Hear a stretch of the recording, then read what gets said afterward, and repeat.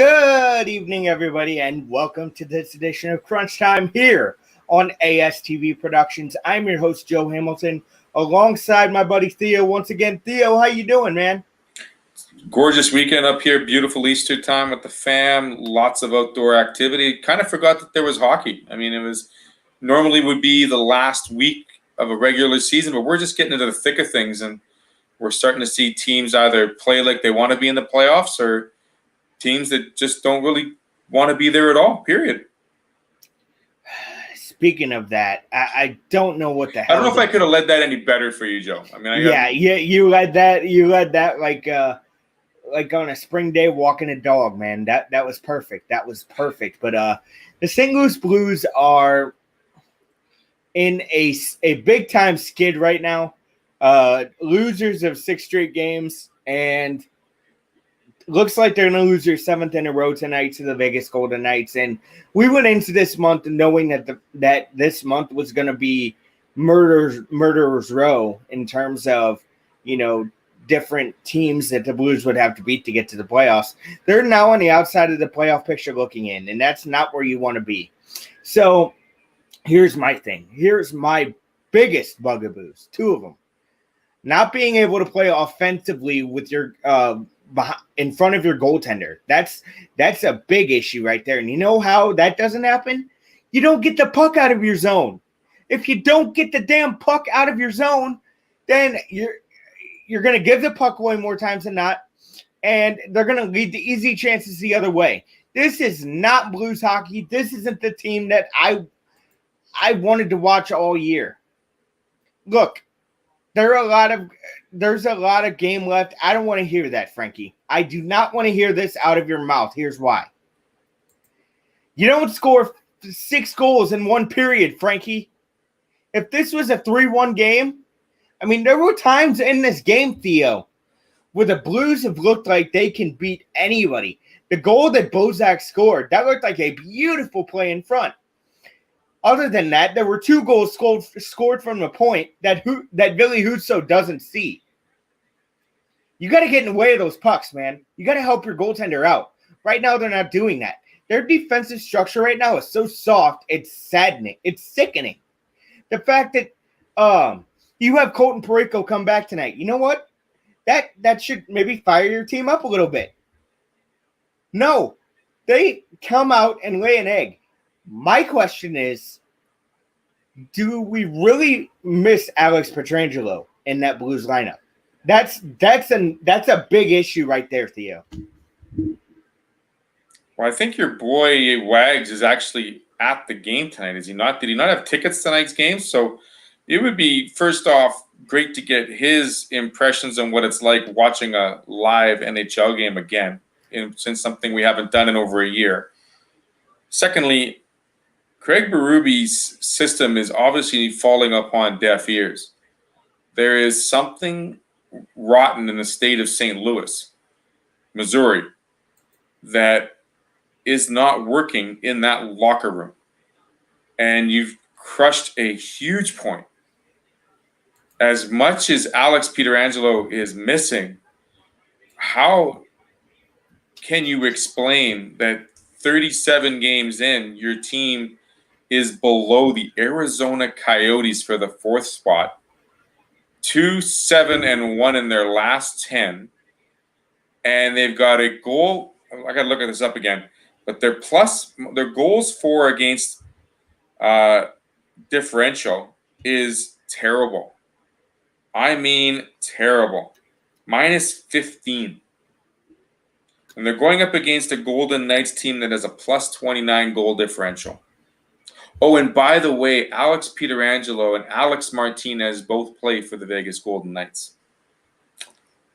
Where else do you want me to go with this, Joe? I mean, the bottom line, like we've mentioned Matt Hoffman, but he's been a quiet goal scorer with 9 and 12, I think. Mike Hoffman does not fit the system. He's an East Coast player. David Perron is leading your team in points. David Perron was supposed to be a 3rd line, leader of the bottom 6 forward group that is goes in the corner, stirs it up, loves playing in the bus shacks and the bus stops. He is not your go-to guy for your power play one to line him up and be your goal scorer. That was Hoffman. He has a great shot though, Theo. I mean, yes, he's not your main goal scorer, but he is a guy with an awesome shot. But I get your point. Go ahead. But is Tarasenko playing decent minutes yet? You got Tarasenko on the third line with Bozak and Barbashev. Don't know why. I really don't know why. I think Craig Ruby's just trying to throw. And I'm gonna say this once again. I don't cuss a lot, but he's trying to throw shit at the wall and see what sticks. It's basically what he's trying to do. And I don't think it's that at all. I think it's the fact that he's babying Tarasenko back in a lineup. Give your star players star line minutes. I mean, how else do you get someone back off the schneid and put them into the mix? You put them in friendly fire, it's going to be friendly fire. It's like taking a BB gun to a shooting range. Give him the AK, give him the weapons he needs, and let's see what this guy can do again. I mean, I can't explain. I mean, I'm not a coach, or I am a coach, sorry, but I'm not a coach in the NHL by any means. I also wouldn't be doing these things. Sorry, Joe. But I mean, the fact remains, you've put together a system. If it's not working, then go stick back to what your guns were doing. I mean, clearly your defense is not working. Yes, you have two blaring holes all season. One because you traded one, and one that just got back off the IR. We've seen Justin Falk try to replace Pietrangelo, and has he done that? No. Justin Falk's been really good in his second year with the Blues, though. So he has been good, but can you tell me, Joe, that if you were going to pick Pietrangelo or Falk, and they were going to be your one, are you happy with your decision you make today? You got a point there, Theo, and not to mention your number one, what's supposed to be your $6 million number one goaltender can't save a beach ball at times. There's some easy. I'm sure you've seen Blues highlights. Is Jordan Binnington playing like a number one to you? Well, yes or no? He's not playing as bad as Carter Hart for the Flyers. I'll put it that way. But there's been some goaltending issues all across the league where we've seen some no-name guys pop in and do really, really good things. We've seen some A goaltenders that have just not played A hockey at all this season. So, you know what? We're not at game 50 yet, Joe. That's the kicker. I mean, for St. Louis's sake, if they can stay in that fourth spot or near that fourth spot with 6 games to go, that's when they really got to turn the bolsters on. And that's where you're going to see teams really go into a dogfight and go into the playoffs hungry, or are they going to limp in with 3 out of 4 legs working? We'll have to see. I mean, that's always the scary scenario with a short season like this because, I mean, we've got 1 week left till trade deadline. We don't know what's going to happen trade deadline wise. I don't know if we want to talk about that tonight or not. Well, we can. I mean, the bottom line is there is several moving parts here with all of the teams that are in the top 4 of their each respective division and how that's going to pan out over the next 7 days and then how it's going to pan out the 12 games left. Yeah, that's going to be a real interesting scenario. Before we get to any trade deadline talk, the Vancouver Canucks COVID-19 scenario is scaring me. It seems like, is it half their team now sick with it? Well, it's 16 out of 22 rostered players and 3 coaching staff. So it's basically over 3/4 of their team and 3 of their coaches in COVID protocol. Man, that's a lot of people. Yeah, it is a lot of people. And you got to wonder if something was done wrong. You got to wonder if protocol is followed, and this is just a bad break. What happens? It reminds me of the days, Joe, I'll tell you a quick story. Back when I was in LA working with Dr. Moreau, and we were working with the Edmonton Oilers, and we had a crazy flu scare in the middle of the playoffs. And I think every single player had the flu at one time during one playoff series. And it was death. I remember getting the phone calls, and trying to keep players hydrated and trying to keep them out of the woods kind of thing. And it was just inevitable because once one player got it, then another two, then the whole line got it, then the defense got it, then the coach got it. And if you remember, I think it was 2005 or 2006, and the Oilers still went to the Stanley Cup Finals. And there was a 4 or 5 day period where we were just scared out of our tree listening to these stories because you didn't think a hope in chance or in anything that they were going to make it through. Now, COVID situation is a lot more scary. It's a lot different. Player safety has taken a leading foot here, a leading skate in matters that be. So I hope that they can come back and finish the season. I think they will be able to. It has affected all the Northern Division teams. The schedule has been increased 3 days right now. It could be more. But right now, in the next 5 days, I don't see Vancouver getting back on the ice. I mean, they're supposed to be able to practice as of April the 6th, which would be tomorrow. They can step on the ice, and they're supposed to still play on the 8th of April. Whether that happens, I don't know. Well, you have to wonder when you're going to hear something on that because we're almost done with Monday the 5th. So if they're supposed to practice on the 6th, you'd think you'd hear something real damn quick, right? Yeah, you would. So, all right. We talked about the Blues. There has to be a move, right? At least from the Blues' point of view. I know their cap situation's a little bit different, with the Hoffman and Tarasenko. Like, they use the Tarasenko money to get Hoffman. The thing is, what would you trade? Or what could you get for Mike Hoffman and Vince Dunn? Like, what would you get for both those guys? I mean, yeah, because you have one guy that has some upside to him still, and you have Hoffman that can score goals, but he needs to be in the right spot. I mean, Dunn's got the most upside of the two players. Hoffman's got the past. He's got a pedigree of being a not great teammate, perhaps, ruffling the feathers of teammates in the locker room and outside the locker room. We'll leave wives out of it for now. And here's the scenario. I don't know if he's happy where he's going to be playing. I mean, he was pretty darn comfortable in Florida. No sales tax, no state tax. He should have stayed there. But he got moved. And he got moved to a really good team. But what do you get for players right now? I mean, if you're staying, you're not going to trade within the division. You're not going to trade up north because then a player automatically has to go into a 14-day or a 10-day quarantine. And you're not going to trade to a team that's in the top 4. So what kind of talent are you looking for? You're not going to snag a Dylan Larkin or a Mantha out of Detroit. You're not going to go play, hooky-looky with the Flyers because you can't do that. Columbus, yeah, if you want to go drag someone here, what's what you do? You want to go drag someone and cost yourself some money? Here, I'll say it right now. Go get Patrick Laine out of Columbus. Done. That's what you do. But that would be granting him a wish, not granting him another punishment, as far as I'm concerned. Well, I'll go on record. Go get Patrick Laine. Put him with Tarasenko. See what happens. Yeah, put him with the guy $7 million or $9 million because he thinks he's worth it, but the team doesn't. Yeah, that would be a good, interesting move there. I said it. So what do we got coming up next, Theo? You want to dive into some baseball? I mean, we're only 3 or 4 games into this. Some teams haven't even played their opening day yet. Let's rock into some baseball. Look for that next here on Crunch Time after a word from Theo, my partner. Theo here on ASTV.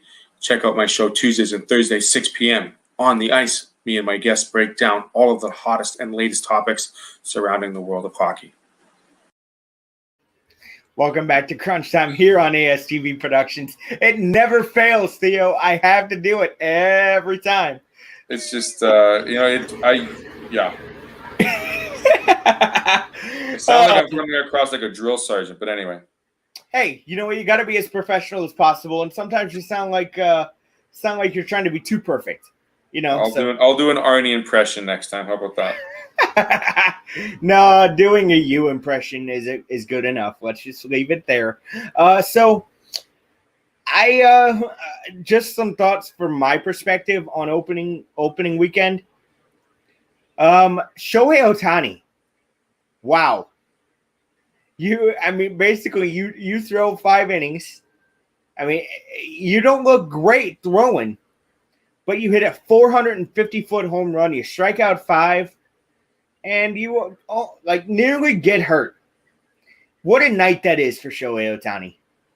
I mean, he is a special talent, no doubt. I've read several articles over the past week about how we thought Babe Ruth was great, how we think Mike Trout is great, but this guy is a dual threat. And outside of Ichiro, in the last 25 years, we haven't seen a player overseas come and do something that he has done. Ichiro could pitch if he needed to, but he didn't have to in Seattle or New York. The bottom line is Ohtani is one of those players that still wants to show how valuable he is on the mound and how amazing he is with the bat. I mean, you can't let a player just pick one. You can't let him pick one or the other. He wants to do both. Just it's hard because you can't get him injured either. I mean, the Angels are off to a great start. I mean, they're 3-1. I mean, you know how much I love my Angels. And it's hard to see guys like that go on disabled list. It really is hard to see guys like that. He wasn't removed because of injury. They say he's fine, but then again, he was limping off the field. So it is what it is. At least it wasn't his throwing arm. I'm going to say that. At least it wasn't his throwing arm. You got a good point there. Just going to my team, the St. Louis Cardinals. We'll go to Toronto. I have a question about your team.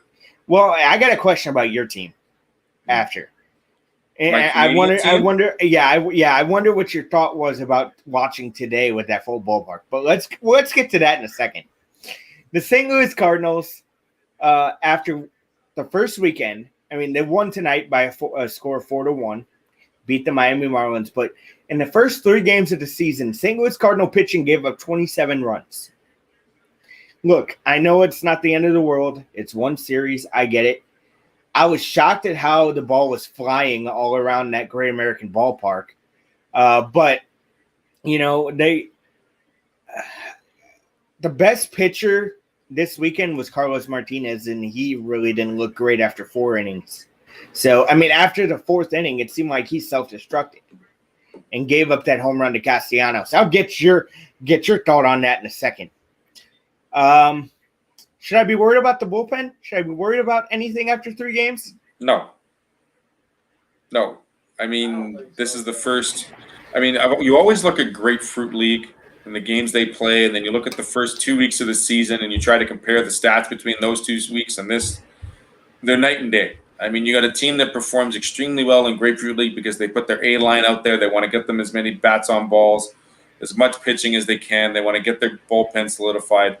Great. You do that for the Grapefruit League, and then you go into regular season and they lose 7 out of 11, or they lose their first 3 series, or something's up, or injuries galore. I mean, the Cardinals started off with 3 pitchers on the injured list, right? Now, was that expected? No. I mean, off the hop, I look at how pitchers are being utilized now compared to 20 years ago, 20, 30 years ago even, where you had 4 starters that could pitch 120 a game. Like they control the mound. Mike, Maddox, Smoltz, Glavine. Look at the Atlanta Braves that time. They're 3 solid horses. They could pitch you 7-8 innings, no problem. Every pitcher now is going 4 1/3, 5 1/3, 6 1/4, not even getting through 6 half the time, but they're throwing 100 pitches and that's it, which goes back to my original philosophy of saying, okay, why have 4 starting pitchers when you could have 12-man rotation if needed? And I don't know if the shift is going to happen like that, but we're relying on the middle relievers now more than ever. And it's funny seeing Tony La Russa back in the day with the White Sox now. I mean, the old man La Russa, hopefully he's sober, God bless him. But he was the original guy that basically created Dennis Eckersley, the closer. Like the closing position, like having a specialist for the last 6 outs. That's what Eck did. And he was really good at it, like really good. And you see how the pitching paradigm has changed now. It's, like I said, it's primary relievers, middle relievers, and then a closer. My question to you is, I'm not going to talk about pitching. I'm not going to talk your bats. I'm not going to talk that. I want to know why Molina wasn't given a suspension for tagging. Was it Castroneves or what's his name from Cincinnati? Why would Molina get suspended? He was egging him. How was he egging him, man? I mean, you saw Castellanos do what he did. You saw him get wait. 93 feels in the ribs feels terrible. I don't know that for sure, but I'm sure if you played baseball at any level when they're throwing at least 80, that doesn't feel good in the ribs. No. Ask every Houston Astro that's been pegged since 2018. Which, by the way, those are awesome. Seeing people rag on the Astros. So how do you justify the Astros getting pegged? How do you okay? Here's the thing, though. This all spurred from, and this is in my mind, spurred from. Remember, he had a home run on opening day against the Cardinals, and basically, and I'm using Brad Thompson's terms here on the Cardinal broadcast. He basically said he was walking the dog down to first base. Like, literally, he was hopping, skipping, jumping. It wasn't even Easter yet, and he was hopping. So the thing was, look, don't show up a pitcher like that. And then he gets hit in the ribs. Woodford wasn't trying to hit him there. Are you kidding me? So here's the thing, Theo. You're asking for trouble if you do that on purpose to guys in that ballpark. I don't care when you're playing there. But, okay. Then he's staring at him. Staring at Woody. And then he offers the ball to him. How many hitters have you seen offer the ball? How many? It's rare. Again, exactly. So, fast forward. He scores. It's a hard play at the plate. He's not trying to he's trying to make the tag and get the out. Castellanos gets up, flexes in front of him. You don't do that. It would have been a much different scenario if Castellanos would have looked at his dugout, then flexed. You know what I mean? It would have made more sense because you are a competitive person. Don't do that in front of a player like that. Don't do that in front of an opposing player like that. That's just not sportsmanship. Yadi was trying to stick up for his players. That's always been Yadier Molina. I will give you that. I will give you that. Molina is controlling those pitches, is he not? Is he not making sure that they're supposed to be where they need to be? Yeah, but here's the thing. He's a young pitcher on the mound. It's hard to control a baseball, man. It really is. How long have pitchers been pitching, Joe? If you threw 10,000 pitches, no one knows how to pitch in anymore. And I know I'm too young to probably be saying that, but pitchers don't know how to pitch in anymore. Am I right on that, Theo? Yes or no? I think pitchers throw more for heat and location than pitching in. And I think if the location is in, they can hit it. My issue is we don't know what was said between pitcher and batter when they were up to bat. We don't know what was said on the slide, if anything was said on the slide. And we really don't know whether they'll say right now that they didn't mean to throw the ball and peg them. But we don't know that for certain. There's a brush-off pitch every now and then. And we have forgotten that over a year has been passed since players have been able to show any type of emotion. And I understand that, the control is – we expect pitchers to have control all the time. But, I mean, they can if they can control that ball pretty good, I mean, I'm going to put some money on it that Molina did a little bit of egging there. No. Read Lester's comment. I know. I read it. So you can't leave that up there for a bit. Leave that up there for a bit. Fine. He's pitched for 30 years. Okay, great. I've hit hockey pucks for 30 years. Do they get away from me too? Absolutely. I miss the crossbar. I go bar up instead of bar down. It's cost me a lot of windows. Absolutely. I get it. I'm just saying that the emotion part of the game needs to be included still. And that is what's great about the game of baseball. You've seen Bull Durham, I'm sure. I'm sure Lester's seen Bull Durham. Yeah. I want you to give him the old number one right down the pipe, or here comes a fastball and you can thank me later. And the next pitch, what does he do? I want you to hit the friggin' bull. And he hits the friggin' bull. Okay, and I know it's a movie, but nonetheless, two things. One, you listen to your bat catcher because he's the one that controls the game. And two, sometimes accidents happen. So you pay for them. So they're paying for it. I'll leave it at that. Look, I agree with you. I don't think he should have been suspended. I didn't like that suspension at all. I didn't like it at all. What's wrong with guys showing it's like saying to the guys in the NFL, okay, we don't want you to celebrate in the end zone anymore. You've taken the NFL. Didn't they try to do that? You got to be able to celebrate. What's with you're going to fine people for having a bat flip? Are you going to fine people for they walk too late, or they take too much time for a home run trot around bases? Come on, give your head a shake, people. Let the guys enjoy the game a little bit. And you know the best way to silence someone, Joe? I know. You know the best way. Hit a ball 400 feet. Get Yachty up there and tell him to hit yard. Yeah. Hit a ball 400 feet. That's it. All right. And then you can flex as you cross home plate. I want to get your thoughts on something else baseball related before we get out of here for our next segment. So, the All-Star game and draft was taken out of Atlanta, Georgia. This is a terrible move by Major League Baseball, in my mind. Was it or was it not to you? Go ahead. I'll just let you have the floor. I see, what happens in baseball, what happens in the political arena, do they commingle? Unfortunately, they have here. On the bottom line is, I don't agree with the decision made by Major League Baseball.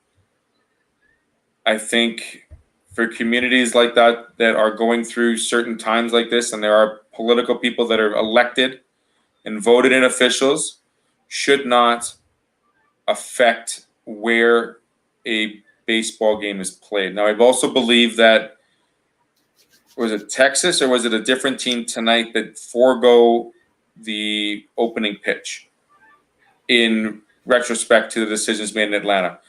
Atlanta, great city.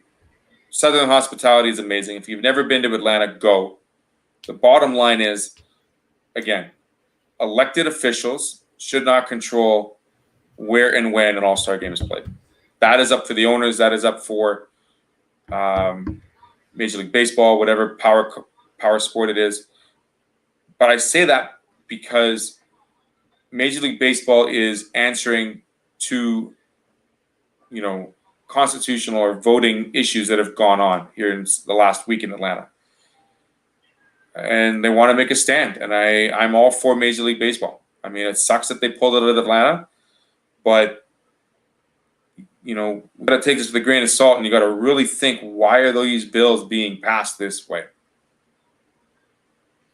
I don't know. The whole situation baffles me because I don't understand why or how elected officials can make these decisions. I can't go politically into this. I don't want to, Joe. No, I got to stay away from that. Yeah, I understand, man. But I just wanted your thoughts on that in general. I feel like baseball should stay away from all of this, but that's just me.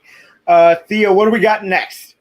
Well, you also wanted to ask me real quick about Toronto playing in front of 40,000 fans in Texas. I think that's fantastic, literally. Fantastic. I'm upset that still we have a border closed, even though we've got thousands of people landing in planes from all over international world into Canada on a daily basis, and we can't have two baseball teams in front of a small amounts of attendance being taken care of with the right precautions, with the right protocols and all that stuff. Again, I can't get political into this.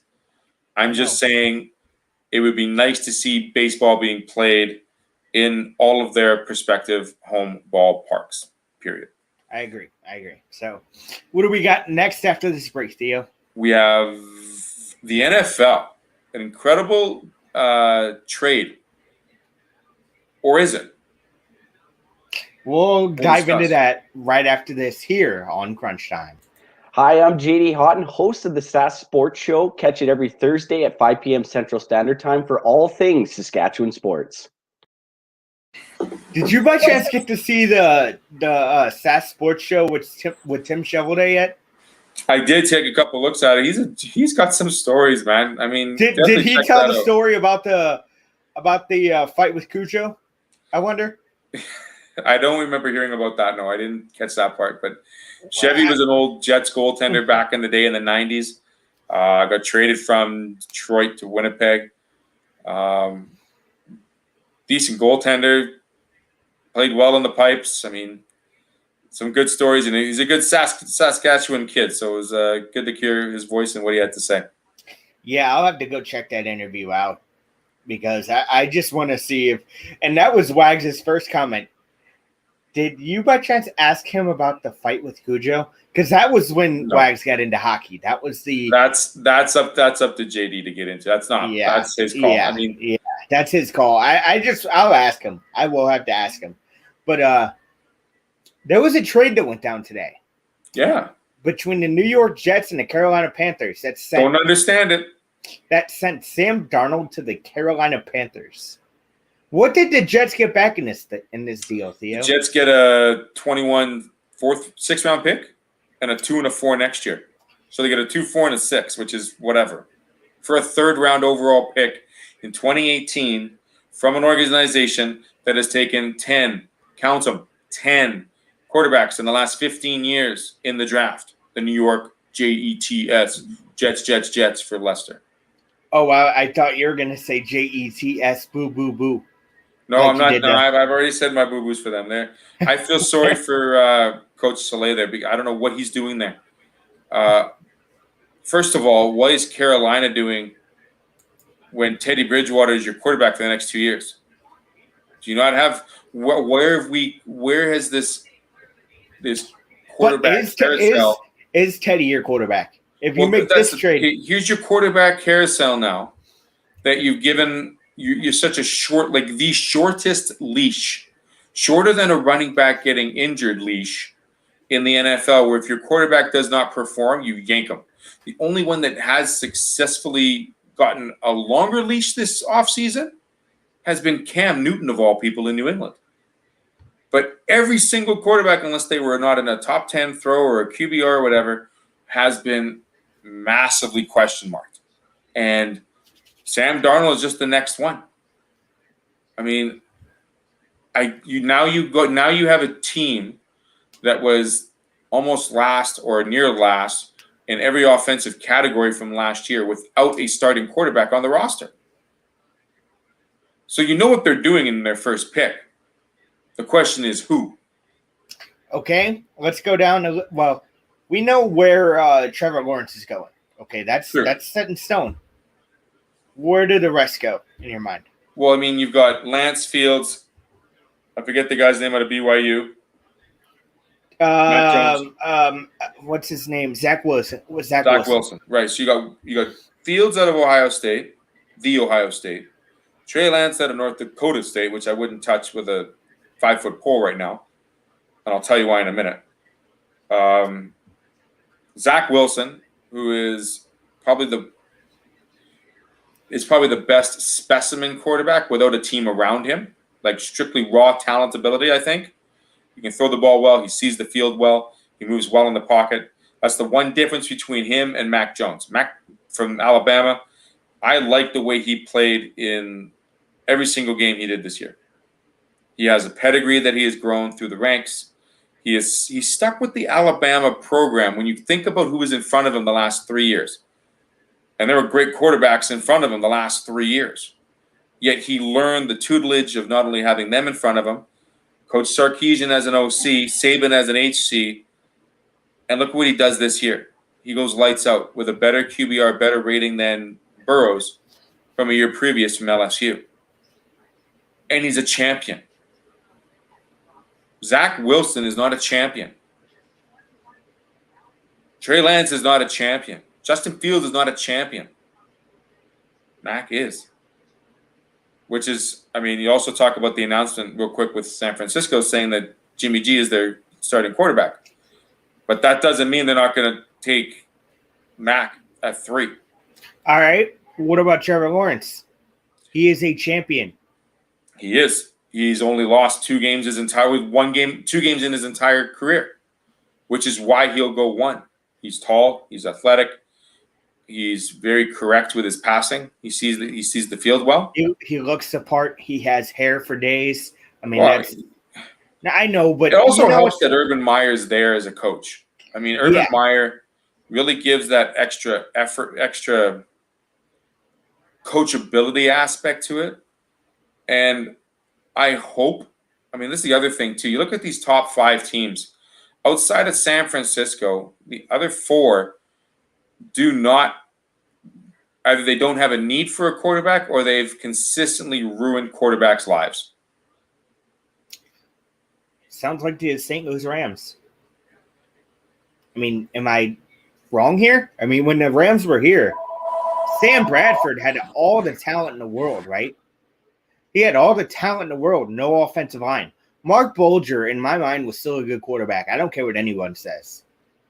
Mark Bulger was a good quarterback. And the fact that, the Rams never put anything in front of him in terms of an offensive line, any help with weapons, that pained me because I thought Bulger had a great arm.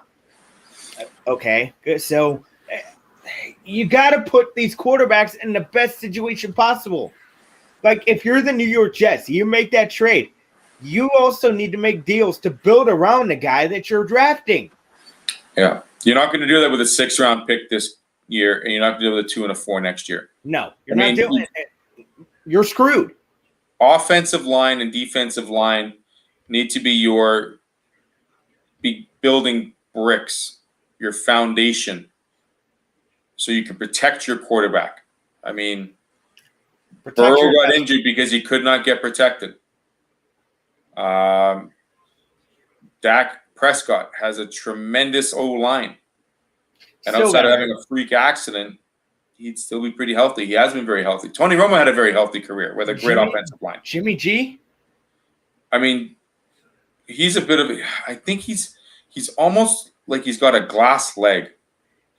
Something, he's not battle tested. No. You think, though, if you are under Tom Brady, that you've learned a thing or two. They couldn't win in the Super Bowl the same year they beat my Pack 2 times. They made Aaron Rodgers look like you know what I'm about to say. I'm not even going to say it. But that goes to the game. That goes to the team game. I mean, Jimmy G. So there's quarterbacks that'll win you a game. There's quarterbacks that will lose you a game, and there's quarterbacks that will manage your game. Jimmy Garoppolo is a managing style quarterback. You're not expecting to go lights out throwing 4,000 yards a season. You're not expecting him to go 8 touchdowns to interception ratio. You're expecting him to not make the terrible mistake. You're expecting him to find the open receiver, and you're expecting him to march down the field with a proper connection of run-pass options. Okay. That's what Jimmy Garoppolo does. He's a managing quarterback. That's what he is tagged as. That is what he's defined as. Tom Brady is a certain style of quarterback. Rodgers, certain style of quarterback. Dak Prescott, certain style of quarterback. But we can go through all of them. But those are your 3 major headaches. They'll win you a game. They'll lose you a game. They'll manage your game. Yeah. Okay. Before we go to break, and this will be a 5-minute conversation, that's for sure, at least. The CFL and XFL merger, I've heard Rod Peterson talk about this a lot. I've actually been wanting to talk to you about this. What are your thoughts on this whole conversation? The traditionalist in me says, don't lose the 3-down game. Don't lose the size of the field. All the things that make you quirky and different than the NFL, don't lose. But having that said, over the conversation I've had, not just over football, but hockey, junior hockey, sports in general, do Canadian fans really support their sports? And this pandemic has shown more than ever, even though we haven't been able to fight for the fact that we want actual live sports, we haven't been given that opportunity. We've lost them for over a year now. our fans may or may not come back. That's the massive question mark. And a lot of the gate proceeds that occur in junior hockey, the CFL, the NHL is requiring gate admissions. Will the fans come back? And I don't know. I don't think they will. What about the dub? Well, I mean, that's the WHL. That is such an interesting thing going on because the players, the players are excited to play. If you ever have a chance to see some highlights, you watch those players. I mean, Peyton Krebs is on fire. I thought he'd be in the NHL by now. Well, he should be. He's going to be there next year, I'm pretty sure. He's taking the best of this advantage. I mean, you think about how much he's on the ice right now for the next couple of months. He's honing his game, making it that much more special. Vegas has got a really good player there. I think they do. I've liked the way he played since he's moved from out west to Winnipeg with the ice organization. I liked how he played with Team Canada over the World Juniors. I really think he's a special player. But even more special is a 15-year-old named Connor Bedard, who will be the next, McDavid-style player. Granted exemption this year to play in the dub. He's only 15. He's almost a 2 points per game guy. He's playing penalty kill, power play. The only thing he doesn't do is put on the pads to play goal. Truly an amazing player. Great shot, great eyesight on the ice, great vision, great instinct. But it's for the players. And I'm always going to say it's for the players. They're going to show that they miss their hockey. They're going to show that they want to continue to play, that they should have been started from the get-go. And they're auditioning for the fans. I don't want to say it that way, but if the product on the ice isn't exciting, isn't full body, isn't bolstering, and isn't bursting at the seams with excitement and velocity and intensity, fans aren't going to be excited to show up.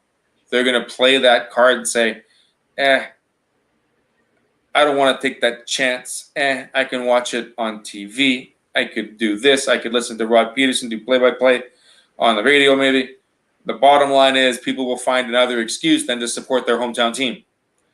Well, the CFL has been in a model for the last couple of decades, last 10 years at least, that hasn't really seen the game change or really take the next step.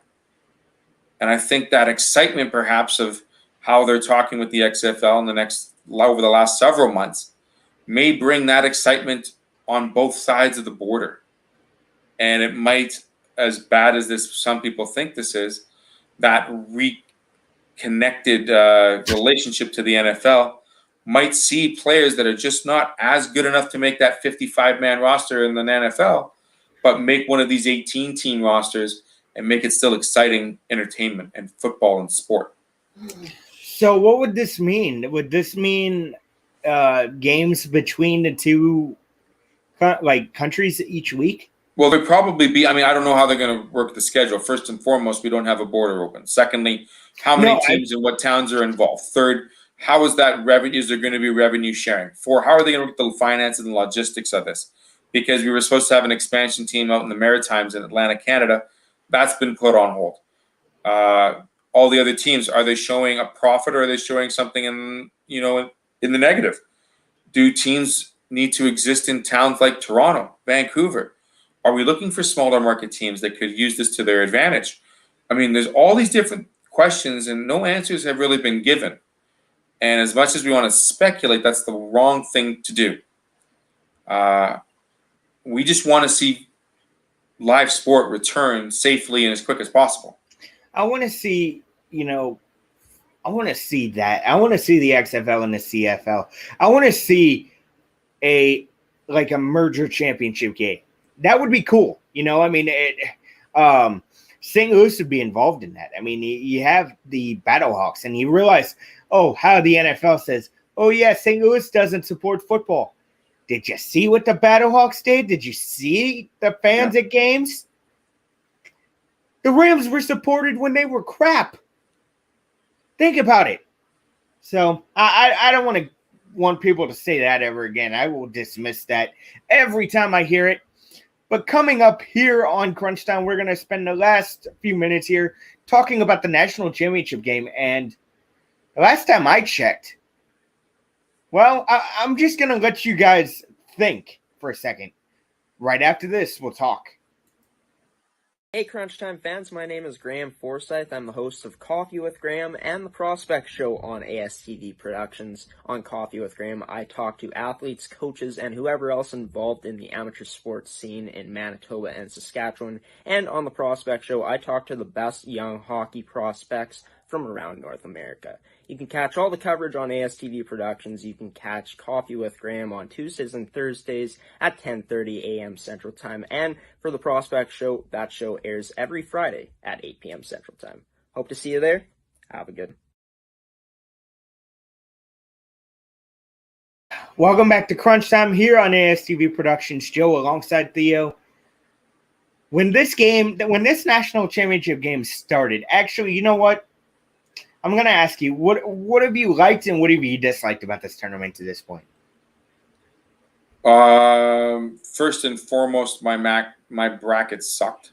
as did everyone else's bracket. I mean, that's why it's March Madness. I mean, if you had to pick one common denominator over the entire tournament, the fact that you couldn't pick winners or you were so up in the air with most winners was great to see, but at the same time, selection committee got things a lot wrong. Secondly, really great to see how teams became battle tested, showing how they're able to play their game, control other players' games. I was surprised to see how well the Pac-12 did versus the Big Ten. That was a big stinker for me because I thought, battle tested. Here's 9 teams coming out of the Big Ten. Michigan was the farthest team, of course. I had them going all the way. They didn't. But you had Oregon, Oregon State, UCLA, USC, all in the Elite Eight. And I was like, how did that happen? I mean, to get that far is amazing, but where are the rest of the teams? Where's the Ohio State? Where's, Michigan State? Michigan was there, just to name a couple. Like, we were missing a lot of good teams. I like Florida State. They went as far as I thought they would. 2 best teams are in the finals. I mean, over the course of the season, that's the one thing that stayed true. Baylor's up 11, I think, right now, just halfway through the second half. Gonzaga doesn't have their offense. They got to start putting some baskets together, or else Baylor's going to pull away and still win. Are you shocked by this game at all? No. Why? Not at all, because you look at the backcourt of Baylor, and it's just phenomenal. I mean, but then you look at what Gonzaga has been able to do all year. A professional design in Gonzaga, but the ball moving abilities of Baylor, this is going to be a track meet. Like, it's going to be just like we saw with UCLA and Gonzaga. It's probably the second best game of the whole tournament. Wow. And you know what? This was a weird tournament anyway, Theo, because you had UCLA, Michigan State as one of your first 4 games, and no one thought you'd ever see that. No, I mean, UCLA has got the pedigree of being, they've got a history of being in the Final Fours. Tom Izzo always brings his A game to the tournament, and it was a good game to start with. And UCLA just got on that train and kept going. Yeah, they did. So, how far did you get in my bracket challenge, or in Crunch Time's bracket challenge? I didn't see my finals, but I had no teams left after the Final Four. And obviously didn't have the winner. And on ESPN, I think I was 9 million something. So I was right in the middle of the heap. Right in the middle of the heap. At least you weren't dead last, though. And that was easy. No. That's easy to do, though, in this year with these brackets. I'll tell you what. I had 3 of my 4 teams, Theo. Don't feel so bad. 3 of my 4 teams were in the Big Ten. Yeah, as probably 80% of brackets. Yeah, it's crazy. Do you think, the just conference scheduling hurt some teams? You know what? It was such an interesting year because I don't think so at all. I think just you want to just get back to some regularity. You want to get back to some flow. A normal season would be nice because then you can really expect to see coaches coaching the way they need to for their players, but also schools supporting their players in the right way instead of just throwing them into like a meat market and say, go play basketball. Yeah, you never want that to happen. That's for sure. What are some of your other takeaways. One of my takeaways is how bad Mizzou looked. I mean, that was a team that a lot of people thought would go far in this tournament because they had a lot of veterans. They did. I mean, I was surprised to see I was surprised to see Oral Roberts go as far as they did, obviously. I thought Loyola would have went one more game. I